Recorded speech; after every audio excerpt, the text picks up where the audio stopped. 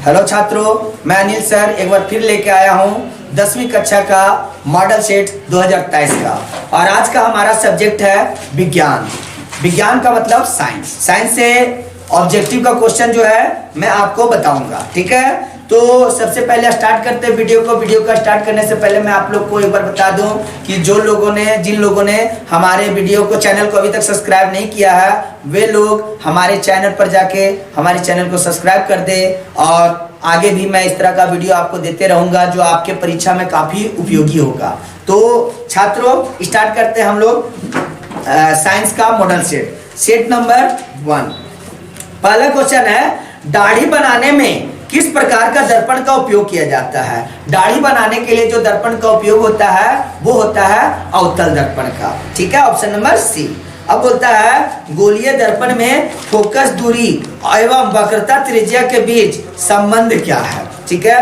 गोलीय दर्पण में फोकस दूरी और वक्रता त्रिज्या के बीच, अब हम R बराबर 2F होता है, तो R बराबर 2F होता है, जिसमें तो कोई ऑप्शन दिया नहीं है। तो देखिए R बराबर 2F होता है, यदि हम 2 को इधर ले आए तो F बराबर हमारा होता है R बटा 2। तो हमारा ऑप्शन नंबर बी में दिया गया है F बराबर R बटा 2।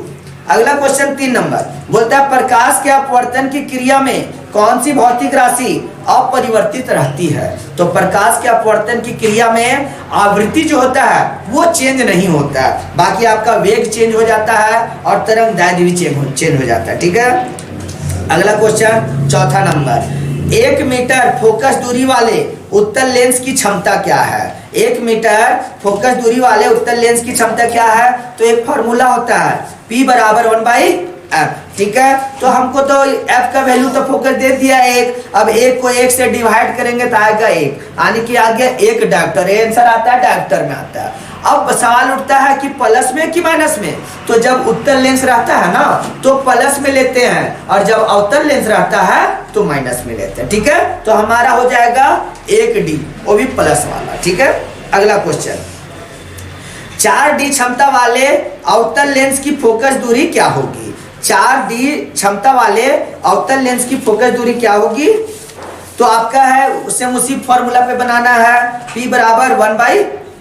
वहां से करेंगे तो 4D को काटेंगे, चूंकि हमारा P का वैल्यू दे दिया 4D, वहां से f निकालना है। f को उधर लेके जाएंगे, 1 को इधर लाएंगे तो 1 बटा हो जाएगा 4। 1/4 को डिवाइड करेंगे तो हो जाएगा कितना, 0.25, वो आएगा मीटर में। अब वो मीटर को हम सेंटीमीटर में चेंज करेंगे तो 100 से गुना करेंगे। जब 100 से गुना करते हैं 0.25 को तो आता है 25 सेंटीमीटर। आंसर हो जाएगा 25 सेंटीमीटर, ठीक है।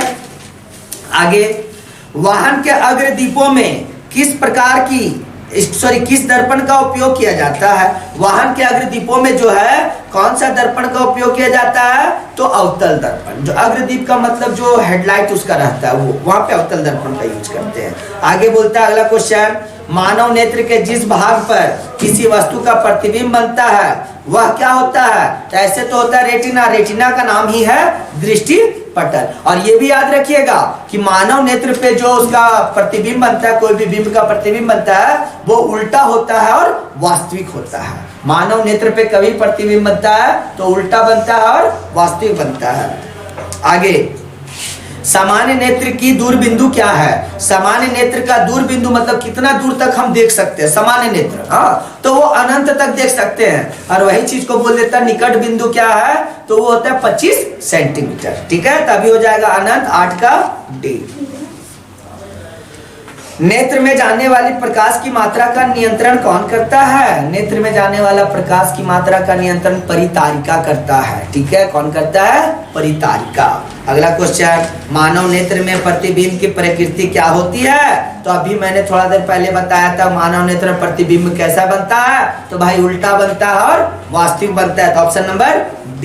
अगला क्वेश्चन 11 नंबर, 1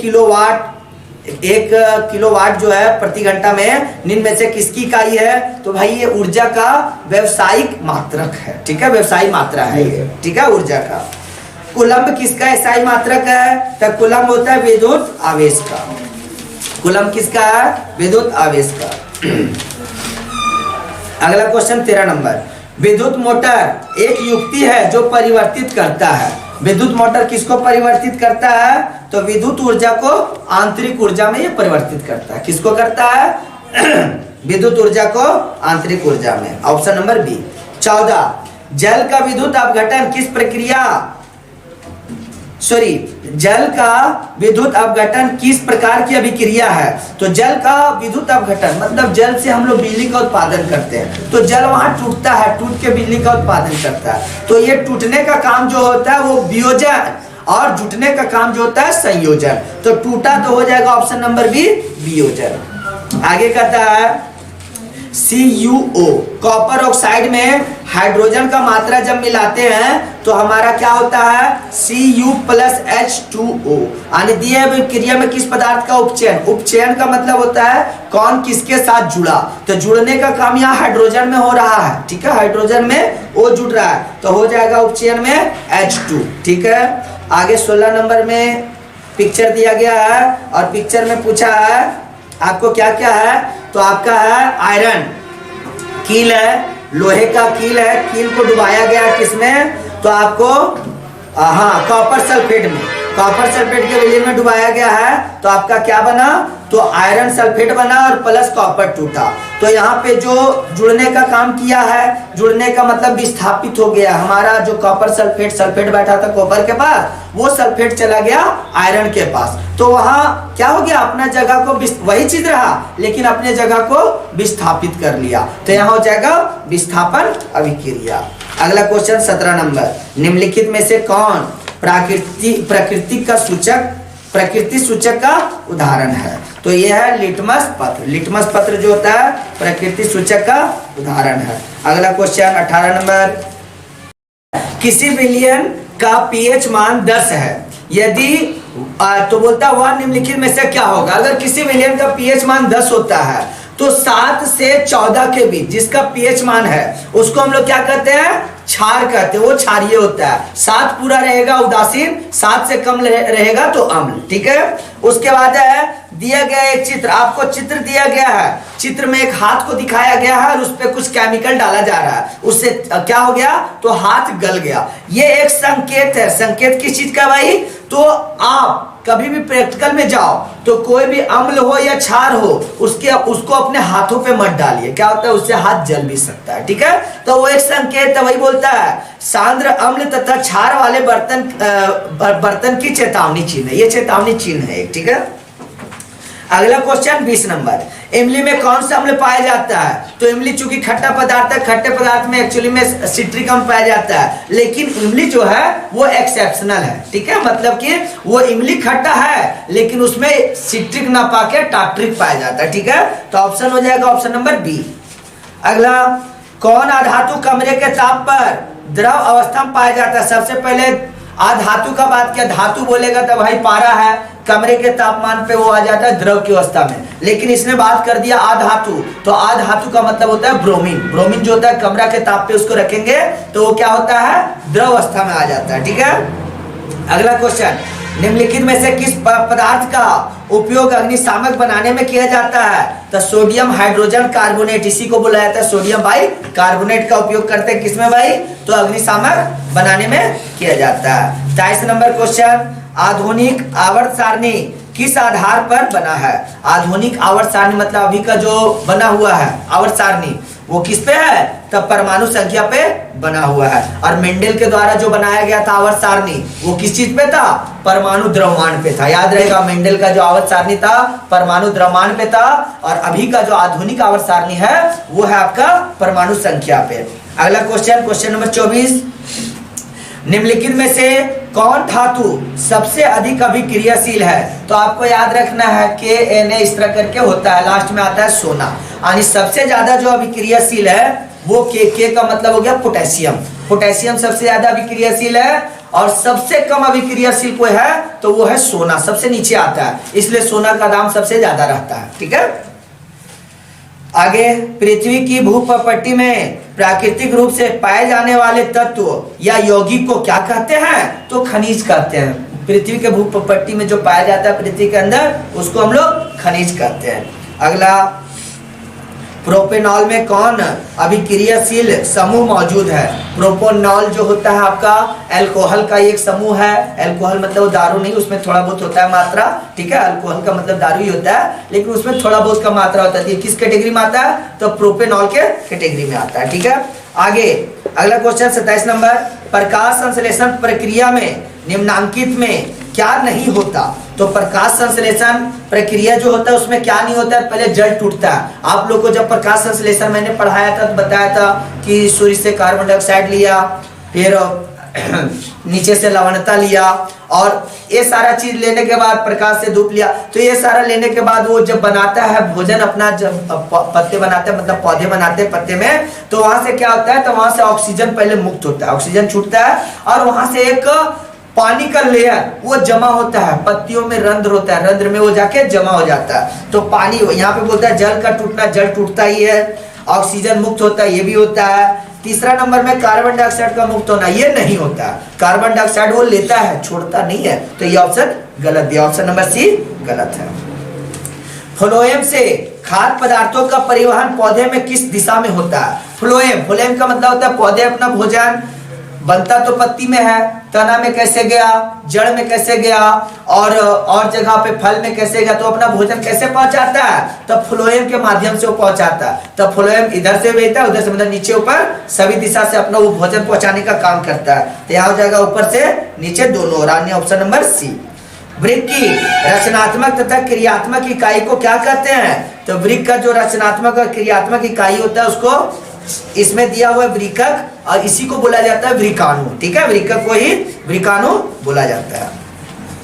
फल को पकाने के लिए कौन सा हार्मोन उत्तरदायी है? फल को पकाने के लिए हम लोग जानते हैं एथिलीन। एथिलीन को ही हम लोग देहाती भाषा में कार्बन कहते हैं, कार्बेट। हाँ, कि कार्बेट, फल आम देखे कच्चा कच्चा लाए, कार्बेट छिड़क दिए, वो आम क्या हो गया? पीला हो गया, पक गया। तो उसी को बोला जाता है साइंस के भाषा में एथिलीन, और हम लोग गाँव के भाषा में कार्बेट, ठीक है।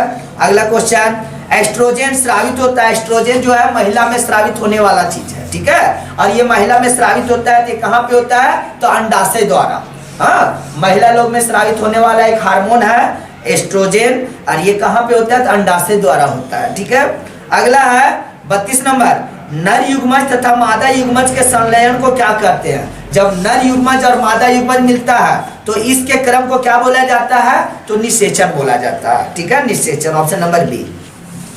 अगला क्वेश्चन 33 नंबर, आपको एक पिक्चर दिया गया है और पिक्चर में बोलता है कौन सा जनन हो रहा है?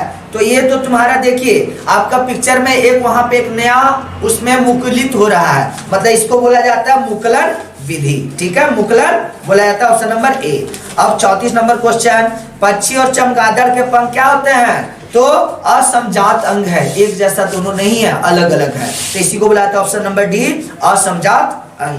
35 नंबर, मेंडल अपने प्रयोग के लिए किस पौधे को चुना? हम लोग जानते हैं अनुवांशिकता का खोज किया मेंडल ने, और किस चीज को लिया था? मटर को लिया था, ठीक है, तो वो मटर पे किया था, ठीक है, ऑप्शन नंबर सी।